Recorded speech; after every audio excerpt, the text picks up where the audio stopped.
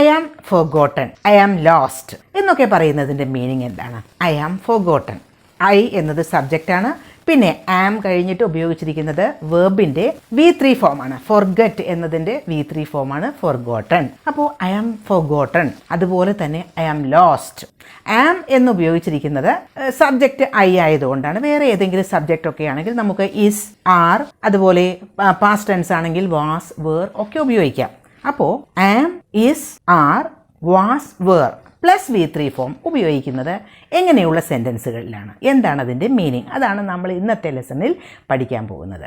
Am, is, are, was, were plus V3 ഉപയോഗിക്കുന്നത് രണ്ട് different meanings വരാം. ഫസ്റ്റ് വൺ, അതൊരു പാസീവ് വോയിസിലെ സെൻറ്റൻസ് ആകാം, അതല്ലെങ്കിൽ അതൊരു സ്റ്റേറ്റ് ഓഫ് ബീയിങ് ആകാം. പാസീവ് വോയിസിലെ സെൻറ്റൻസ് ആകുന്നത് എങ്ങനെയാണ്? ഇപ്പോൾ ദ വർക്ക് ഈസ് ഡൺ എന്ന ഒരു സെൻറ്റൻസ്, അതൊരു പാസീവ് വോയിസിലെ സെൻറ്റൻസ് അല്ലേ? ദ വർക്ക് ഈസ് ഡൺ, അത് ഒരു സിമ്പിൾ പ്രസൻറ്റ് ടെൻസിൻ്റെ പാസീവ് ഫോമിലുള്ള സെൻറ്റൻസ് ആണ്. For example, I do the work എന്ന ഒരു ആക്റ്റീവ് വോയിസിലെ സെൻറ്റൻസിനെ പാസീവ് ഫോമിലേക്ക് മാറ്റുമ്പോൾ the work is done by me എന്നല്ലേ വരിക? അതുപോലെ തന്നെ ഹീ ഡസ് ദ വർക്ക്, അപ്പോഴും ദ വർക്ക് ഈസ് ഡൺ എന്ന് തന്നെയാണ് പാസീവ് ഫോം വരിക. അപ്പോൾ അങ്ങനെ ഒരു പാസീവ് വോയിസിലെ സെൻറ്റൻസിൽ ഉപയോഗിക്കാം. അതല്ലാതെ ദ വർക്ക് ഈസ് ഡൺ എന്ന് പറയുമ്പോൾ ഡൺ എന്നത് ഒരു അഡ്ജക്റ്റീവ് ആയിട്ടും നമുക്ക് ഉപയോഗിക്കാം. The work is done means work finish ആയി കഴിഞ്ഞു, വർക്ക് കംപ്ലീറ്റ് ആയി എന്ന മീനിങ്. അപ്പോൾ അതൊരു സ്റ്റേറ്റ് ഓഫ് ബീയിങ്. അപ്പോൾ ദ വർക്ക് ഈസ് ഡൺ എന്ന് പറയുമ്പോൾ രണ്ട് തരത്തിൽ അത് ഉപയോഗിക്കാം. ഒന്ന്,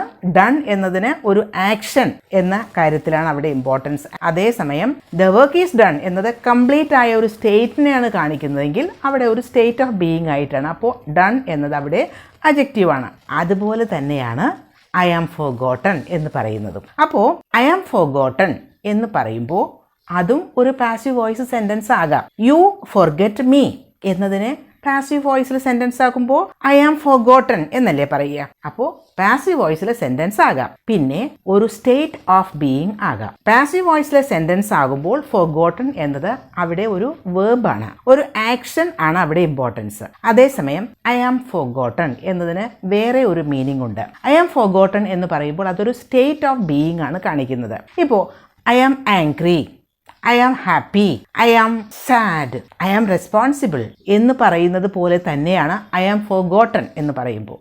അപ്പോൾ ഫോർഗോട്ടൺ എന്നത് അതൊരു സ്റ്റേറ്റ് ഓഫ് ബീയിങ് ആണ്. ഫോർഗോട്ടൺ എന്നത് അവിടെ അഡ്ജക്റ്റീവ് ആയിട്ടാണ് ഫങ്ഷൻ ചെയ്യുന്നത്. എന്താണ് ഐ ആം ഫോർഗോട്ടൺ എന്ന് പറയുമ്പോൾ? മറ്റുള്ളവരെ എല്ലാവരും എന്നെ മറന്നു കഴിഞ്ഞു, ഒരാളുടെ ഓർമ്മയിലും ഞാനില്ല, ഞാൻ എന്ന ഒരു ഹോൾ പേഴ്സണാലിറ്റി കംപ്ലീറ്റ് ആയിട്ട് എല്ലാവരുടെ ഓർമ്മകളിൽ നിന്നും പോയി കഴിഞ്ഞു. എൻ്റെ ഒരു അവസ്ഥ അതാണ് ഐ ആം ഫോർഗോട്ടൺ. അപ്പോൾ അതാണ്, അങ്ങനെയും ഉപയോഗിക്കാം. ഇനി ഐ ഹാവ് ഫോർഗോട്ടൺ എന്നാണെങ്കിലോ അതൊരു പ്രസൻറ്റ് പെർഫെക്റ്റ് ടെൻസിലുള്ള സെൻറ്റൻസ് ആണ്. അവിടെ ഫോർഗോട്ടൺ എന്നത് വേർബായിട്ടാണ് ഉപയോഗിച്ചിരിക്കുന്നത്.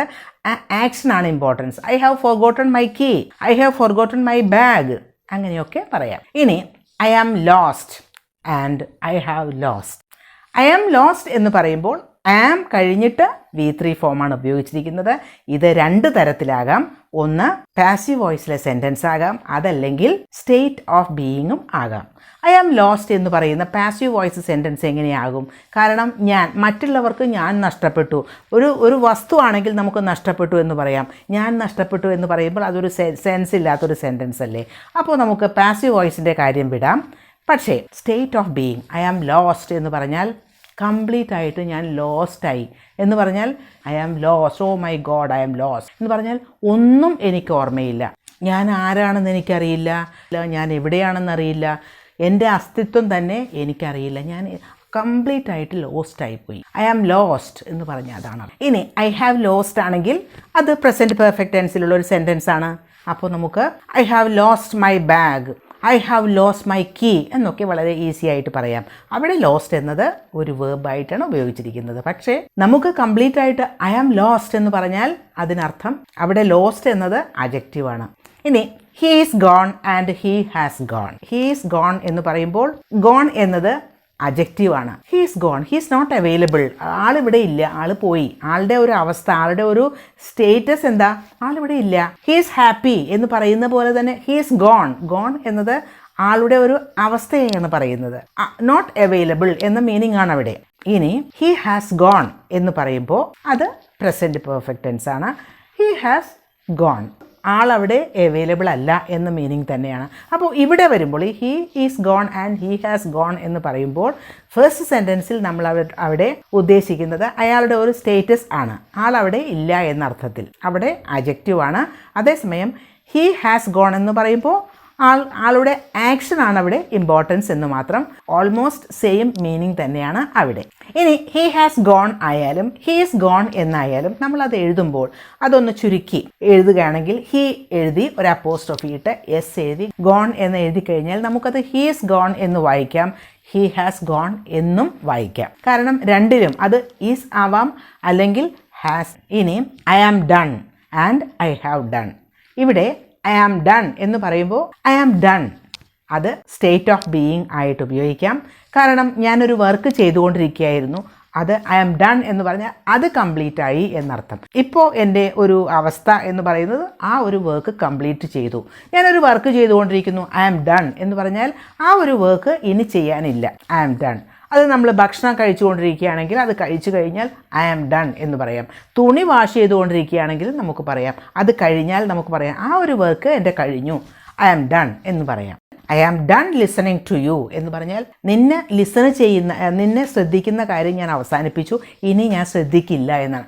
I am done listening to you, ആ ഒരു കാര്യം ഇനി ഞാൻ ചെയ്യില്ല. I am done being with you എന്ന് പറഞ്ഞാൽ നിൻ്റെ കൂടെ ഉണ്ടായിരിക്കുക എന്ന ഒരു കാര്യം ഇനി ഞാൻ ചെയ്യില്ല എന്നാണ് അതിനർത്ഥം. I am done being with you. അവിടെ ഡൺ എന്നത് ഒരു സ്റ്റേറ്റ് ഓഫ് ബീയിങ് ആണ്, അവിടെ ഒരു അഡ്ജക്റ്റീവ് ആണ് ഡൺ എന്ന വാക്ക്. ഇനി ഐ ഹാവ് ഡൺ എന്നാണെങ്കിലോ പ്രസൻറ്റ് പെർഫെക്റ്റ് ടെൻസായി. ഡൺ എന്നത് അവിടെ വേർബാണ്, ആക്ഷനാണ് അവിടെ importance. I have done my duties, I have done my work. Next one I am finished and I have finished. I am finished എന്ന് പറയുമ്പോൾ കംപ്ലീറ്റ് ആയിട്ട് ഞാൻ ഫിനിഷ് ആയിപ്പോയി എന്ന് പറഞ്ഞാൽ എനിക്കിനി ഒന്നും പറ്റില്ല, എല്ലാ കാര്യത്തിലും ഞാൻ കംപ്ലീറ്റ് തീർന്നു ഞാൻ എന്ന് പറയില്ലേ, അതാണ് ഐ ആം ഫിനിഷ്ഡ്. എൻ്റെ ഒരു അവസ്ഥ അതാണ്. അത് കംപ്ലീറ്റ് ആയിട്ടൊരു നെഗറ്റിവിറ്റി ആണ് സൂചിപ്പിക്കുന്നത്. നമുക്ക് ഇനി ഒന്നും പറ്റില്ല, എല്ലാ കാര്യത്തിലും ഞാൻ ഫിനിഷ് ആയിപ്പോയി, ഞാൻ തീർന്നു എന്ന് പറയില്ലേ, അതാണ്. അപ്പോൾ അവിടെ അഡ്ജക്റ്റീവാണ് ഐ ആം ഫിനിഷ്ഡ്. അതേസമയം ഐ ഹാവ് ഫിനിഷ്ഡ് എന്ന് പറഞ്ഞാൽ അവിടെ ആക്ഷനാണ് importance. I have finished my work, എൻ്റെ ജോലി ഞാൻ ഫിനിഷാക്കി. I am irritated, I have irritated.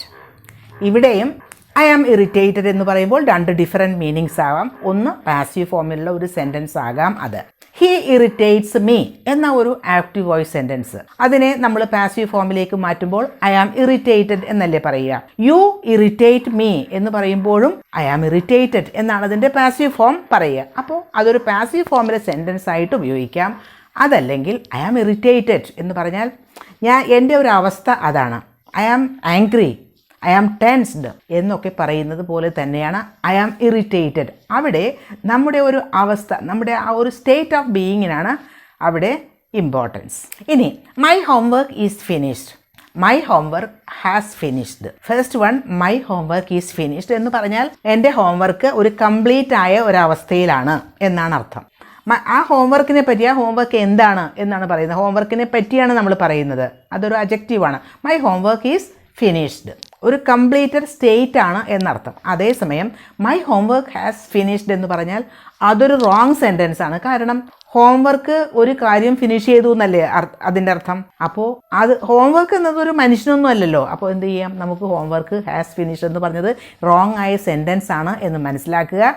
My homework has been finished എന്ന് അത് കറക്റ്റാക്കി എഴുതാം. മൈ ഹോംവർക്ക് അതായത് വേറെ ഒരാളാണ് ഹോംവർക്ക് ചെയ്യുന്നത്, അപ്പോൾ അവിടെ ഹാസ് ബീൻ എന്ന് ഉപയോഗിക്കുക, ആ സെൻറ്റൻസ് കറക്റ്റ് ആവും. മൈ ഹോംവർക്ക് ഹാസ് ഫിനിഷ്ഡ് എന്ന് പറഞ്ഞാൽ that's A wrong sentence. Homework has finished എന്ന് പറഞ്ഞാൽ ഹോംവർക്ക് ആരെയോ ഫിനിഷ് ചെയ്തു എന്നല്ലേ, അപ്പോൾ അങ്ങനെ പറയാൻ പറ്റില്ലല്ലോ.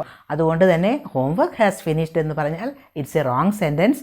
ഹോംവർക്ക് ഹാസ് ബീൻ ഫിനിഷ്ഡ് എന്നാക്കി മാറ്റിയാൽ സെൻറ്റൻസ് കറക്റ്റായി. അപ്പോൾ ആം, ഈസ്, ആർ, വാസ്, വേർ അതിൻ്റെയൊക്കെ ഒപ്പം V3 ഫോം ഉപയോഗിക്കുക എന്ന് പറഞ്ഞാൽ രണ്ട് തരത്തിലാകാം. ഒന്ന് പാസീവ് ഫോമിലുള്ള സെൻറ്റൻസ് ആകാനുള്ളൊരു സാധ്യതയുണ്ട്. അതല്ലെങ്കിൽ വേറൊരു മീനിങ് സ്റ്റേറ്റ് ഓഫ് ബീയിങ് ആണ്. പാസീവ് വോയിസിലെ സെൻറ്റൻസ് ആയിട്ടാണ് ഉപയോഗിക്കുന്നതെങ്കിൽ അവിടെ അത് ഒരു ആക്ഷനാണ് ഇമ്പോർട്ടൻസ്, അതൊരു വേർബാണ് V3 ഫോം എന്ന് പറയുന്നത്.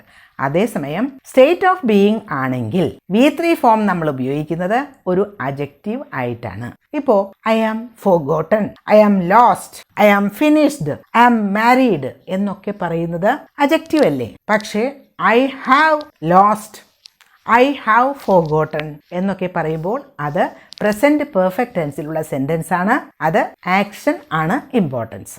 അപ്പോൾ ഈ ലെസൺ യൂസ്ഫുൾ അല്ലേ?